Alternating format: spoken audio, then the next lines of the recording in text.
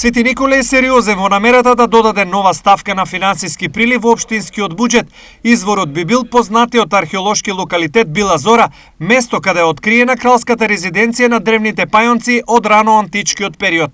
Несомнено дека Кралската палата ќе биде магнет за љубителите на археолошкиот туризам. Идеја ни е и моја лична ова да го направиме туристичко место за наредниот период.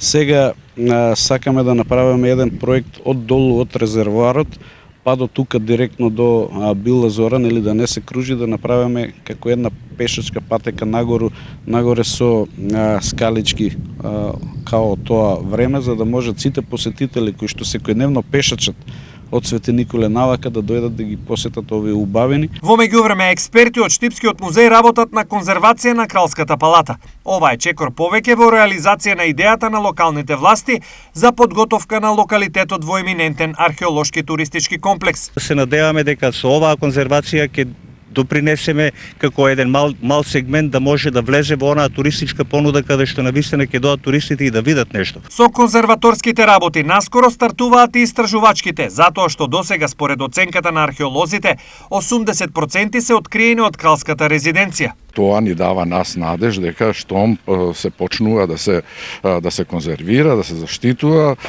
сакале или не ќе стигнеме до финален продукт, а наша работа е да завршиме со истражувањата. Тоест на просторот го имаме најрепрезентативниот објект од нашата раноантичко културно наследство. За да биде комплетен фокусот на внимание, денеска во Свети Николе се промовира монографијата Пајонија и пајонците, дело во кое се сместени резултатите од досегашниот дводеценијски истражувачки труд на македонските експерти на пајонската кралска резиденција. Целта на оваа книга беше да се вратиме и да ги потикнуваме понатамошните истражувања, особено на локалитетот Била Зора, не случајно сме тука, како што вели професор Драги Митревски, и да во една монографија да ги собереме сите научни сознанија. Градоначалникот Владе Трпелев тврди, освен Била Зора, втор адут на Свети Николе е геоглифот, кој своевремено побуди доста голем интерес помеѓу археолошката фела, со теоријата дека можеби тука е вечното почивалиште на големиот Александар Македонски.